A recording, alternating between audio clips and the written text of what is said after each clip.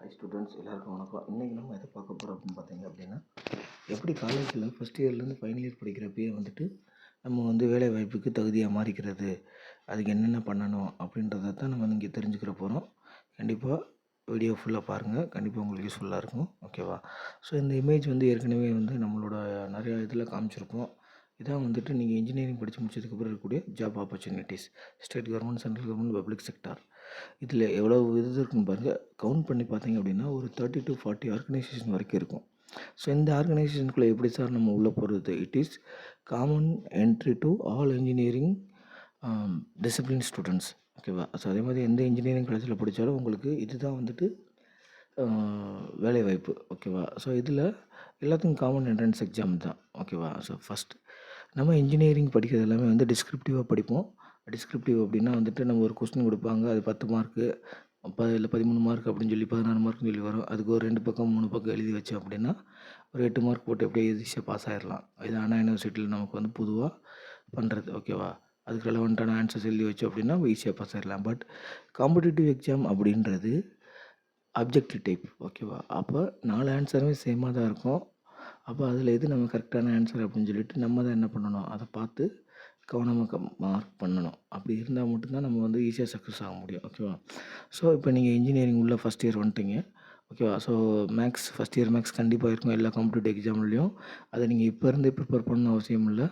நீங்கள் அந்த டயத்தில் கூட, அந்த எக்ஸாம் டயத்தில் கூட நீங்கள் என்ன பண்ணிக்கலாம், காம்படிட்டிவ் எக்ஸாம் எந்த எக்ஸாமுக்கு நீங்கள் அப்பியர் ஆகிறாங்களோ அந்த எக்ஸாம் டயத்தில் கூட ஜஸ்ட் நீங்கள் ரீகால் பண்ணிக்கலாம். பட் உங்கள் டிபார்ட்மெண்ட்டோட சப்ஜெக்ட்ஸ் வந்து வெரி வெரி இம்பார்ட்டன்ட். அதை நல்லா தெரிஞ்சுக்குங்க. மேக்ஸை நீங்கள் ஆரம்பத்துலேருந்தே படித்து வச்சுட்டு பெட்டர். ஃபைனல் இயர் முடிக்கிறதுக்கு முன்னாடி நீங்கள் என்ன பண்ணிடலாம், ஈஸியாக ஜாப் வாங்கிடலாம். உங்கள் டிபார்ட்மெண்ட் சப்ஜெக்ட்ஸ் ஃபஸ்ட்டு வந்துட்டு இந்த இந்த இமேஜில் இருக்கக்கூடிய ஒரு ஆர்கனைசேஷனில் எந்த ஆர்கனைசேஷன் வந்து உங்களோட கோலாக இருக்குது, உங்களோட விஷனாக இருக்குது அப்படின்றது, எது வந்து உங்களுக்கு கேரியர் அப்படின்றத நீங்கள் ஃபஸ்ட்டு என்ன பண்ணுங்கள், டிசைட் பண்ணுங்கள். டிசைட் பண்ணிவிட்டு அதுக்கான அந்த பர்டிகுலர் ஆர்கனைசேஷனோட என்ட்ரன்ஸ் எக்ஸாமோட சிலபஸை டவுன்லோட் பண்ணுங்கள். ஃபஸ்ட்டு டவுன்லோட் பண்ண வேண்டியது சிலபஸ். ஓகேவா? சிலபஸ் இல்லாமல் வந்து நீங்கள் படிக்கவே கூடாது. அந்த சிலபஸ் டவுன்லோட் பண்ணிவிட்டு அதேமாதிரி கேட் சிலபஸையும் டவுன்லோட் பண்ணிக்கோங்க. அது ரொம்ப ரொம்ப இம்பார்ட்டன்ட். கேட் சிலபஸ் தான் மோஸ்ட்லி எல்லா ஆர்கனைசேஷன்லேயும் என்ட்ரன்ஸ் எக்ஸாமோட சிலபஸாக இருக்கும். அப்போ ஃபஸ்ட்டு நீங்கள் பண்ண வேண்டியது கேட் சிலபஸ் எடுத்துக்கோங்க. அந்த கேட் சிலபஸில் மோஸ்ட்லி கேட் சிலபஸ் வச்சு படிச்சிங்கனாலே போதும். எல்லா ஆர்கனைசேஷனும் சேமாக தான் இருக்கும். சின்ன சின்ன டாபிக் சேஞ்சஸ் இருக்கும். ஓகேவா? ஃபஸ்ட்டு நீங்கள் பண்ண வேண்டியது GATE syllabus. GATE syllabus download பண்ணிவிட்டு நீங்கள் உங்கள் இன்ஜினியரிங்கில் உங்கள் டிசிப்ளினோட சிலபஸையும் டவுன்லோட் பண்ணிக்கோங்க. ஓகேவா? ஸோ இப்போ ஃபார் எக்ஸாம்பிள் ஏதோ ஒரு சப்ஜெக்ட் வந்துட்டு ஒரு டாபிக் இருக்குது கேட்டில் அப்படின்னா, அதே சப்ஜெக்ட் டாபிக் வந்து உங்களோட அண்ணா யூனிவர்சிட்டி சிலபஸ்லேயும் இருக்கான்றதை பாருங்கள். அப்படி இருந்தது அப்படின்னா நீங்கள் என்ன பண்ணுங்கள், அதை வந்து நீங்கள் வந்துட்டு மேட்ச் பண்ணி வச்சுக்கோங்க. ஓகேவா? ஃபேக்கல்ட்டி நடத்துகிறப்போ வந்துட்டு அவங்க வந்து என்ன பண்ணுவாங்க, டிஸ்கிரிப்டிவாக நடத்துவாங்க, அண்ணா யூனிவர்சிட்டி ஓரியன்டட் நடத்துவாங்க. நமக்கு வந்து அதே டாபிக் வந்துட்டு காம்படிட்டிவ் எக்ஸாமில் வருது அப்படின்னா அந்த காம்படிட்டிவ் எக்ஸாம் டாபிக்ஸில் நீங்கள் என்ன பண்ணுங்க, மார்க் பண்ணி வச்சுக்கோங்க, நல்லா படிச்சுக்கோங்க. அதோட ஃபார்முலாஸ் தனியாக எழுதி வச்சுக்கோங்க. அதை வந்து மார்க் பண்ணி வச்சுக்கோங்க. ஓகேவா?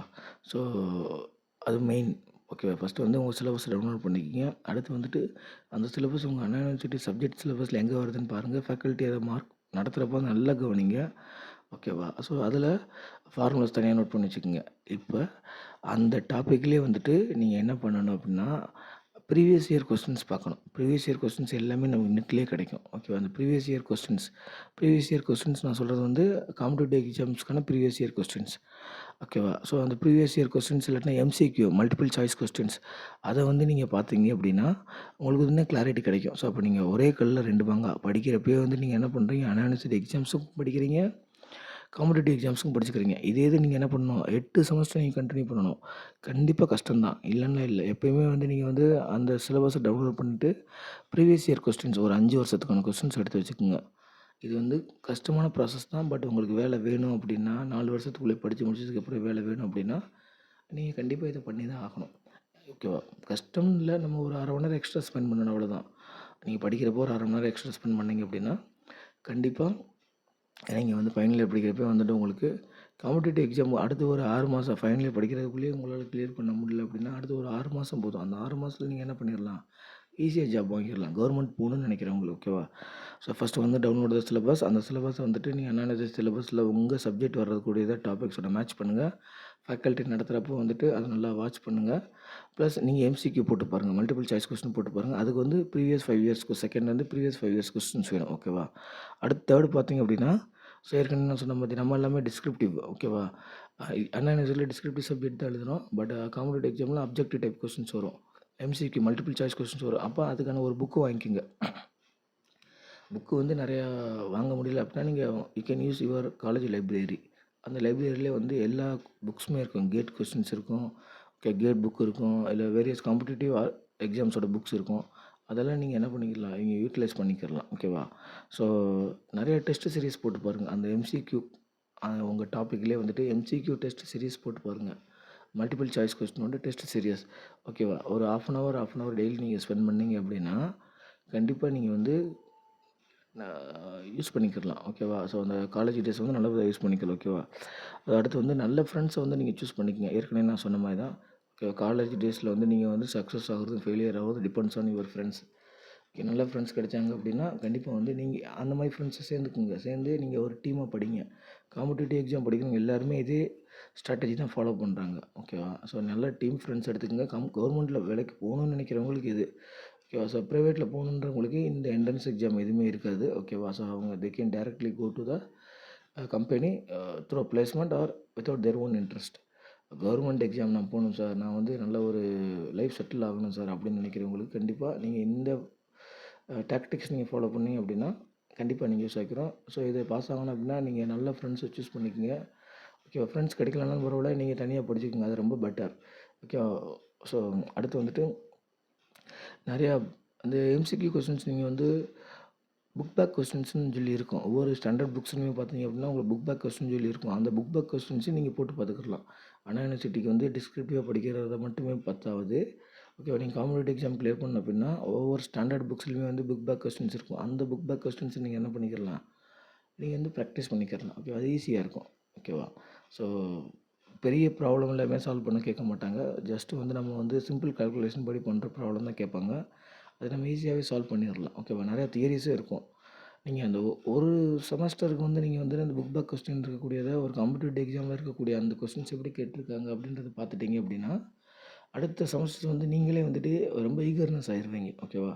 ஸோ அடுத்து இதில் இந்த காம்படிட்டிவ் எக்ஸாம்லேயே வந்துட்டு ஐஏஎஸ் இந்தியன் இன்ஜினியரிங் சர்வீஸ் அது மட்டும்தான் உங்களுக்கு வந்துட்டு டிஸ்கிரிப்டிவாக இருக்கும். Objective first paper, second paper அப்படின்றது டிஸ்கிரிப்டிவில் இருக்கும். ஓகேவா? அது மட்டும்தான் நீங்கள் டிஸ்கிரிப்டிவ் எழுதுற மாதிரி இருக்கும். மற்ற எல்லா காம்படிட்டிவ் எக்ஸாம்ஸுமே வந்துட்டு அப்ஜெக்டிவ் டைப் தான். ஸோ படிக்கிறப்பயே வந்து நீங்கள் எந்த டாக்டிக்ஸ் ஃபாலோ பண்ணுங்கள். ஃபஸ்ட் ஒன், உங்கள் இந்த எந்த ஆர்கனைசேஷனுக்குள்ளே நீங்கள் போகணுன்னு நினைக்கிறீங்களோ அந்த ஆர்கனைசேஷனோட சிலபஸை டவுன்லோட் பண்ணிக்கோங்க. ஓகே. ஏன்னா ஒவ்வொரு ஆர்கனைசேஷனும் சிலபஸ் வச்சுருப்பாங்க, அவங்களோட entrance syllabus. But mostly it is based on the GATE syllabus. அப்போ நீங்கள் கேட்டுக்கு படிச்சீங்க அப்படின்னா ஓகே, கேட் லெவலுக்கு படிக்க வேணாம், பட் கேட்டுக்கு அந்த சிலபஸ் ஓரியன்டாக நீங்கள் உங்களோட சப்ஜெக்ட் அது ஈஸியாக இருக்கும் படிக்கிறதுக்கு. ஆப்ஜெக்டிவ் டைப் கொஸ்டின்ஸ் படிக்கிறதுக்கு. ஓகேவா? ஸோ ஃபார்முலாஸ் தனியாக எடுத்து வச்சுக்கோங்க. அந்த ஃபார்முலாஸ் ப்ளஸ் இம்பார்ட்டன்ட் கான்செப்ட்ஸ் வந்துட்டு நீங்கள் வந்து மைண்டில் வச்சுக்கோங்க. அடுத்து வந்து 5 இயர்ஸ் கொஸ்டின்ஸ் வந்து நீங்கள் ப்ரீவியஸ் இயர் கொஸ்டின்ஸ் 2 கொஸ்டின்ஸ் எடுக்கணும். புக் பேக் கொஸ்டின்ஸும் நீங்கள் ஒர்க் அவுட் பண்ணி பார்க்கணும். 5 இயர்ஸ் அந்த ஆர்கனைசேஷனோட 5 இயர்ஸ் கொஸ்டின்ஸ். ஓகேவா? இல்லாட்டி கேட்டோட 5 இயர்ஸ் கொஸ்டின்ஸ் அதை எடுத்து வச்சு பார்த்துக்கிறணும்.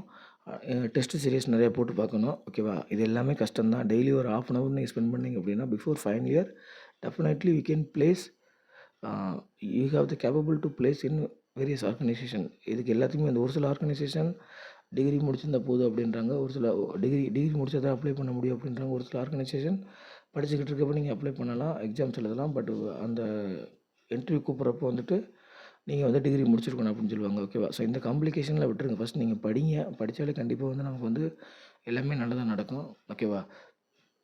கேட் எக்ஸாம்ஸ்க்கு படிங்க. அந்த கேட் எக்ஸாம்ஸ் படிக்கிறது வந்து உங்களுக்கு 2 விதத்தில் யூஸ் ஆகும். நீங்கள் வந்து நல்ல மார்க் கிடச்சிச்சு அப்படின்னா நீங்கள் வந்து ஐஐடி, என்ஐடி அந்த மாதிரி எம்இ படிக்க போயிடலாம். இல்லை அப்படின்னா வந்து நீங்கள் காம்படிட்டிவ் எக்ஸாம்ஸ் வந்து நீங்கள் வந்து உங்களுக்கு கிராக் பண்ணுறதுக்கு ஈஸியாக இருக்கும். ஓகேவா? ஸோ இதுதான் இப்போ நீங்கள் டிஎன்இபி தமிழ்நாடு லெவலில் நீங்கள் வர்றீங்க அப்படின்னா டிஎன்இபிக்கில் வந்துட்டு டிஸ்கிரிப்டிவ் டைப்பில் இருக்காது. நீங்கள் ஒன்லி வந்து அந்த கம்பைன் இன்ஜினியரிங் சர்வீசஸ் போகிறப்ப தான் வந்து உங்களுக்கு டிஸ்கிரிப்டிவ் டைப் இருக்கும். ஓகேவா? ஸோ அது நமக்கு ஈஸியாக தான் இருக்கும்.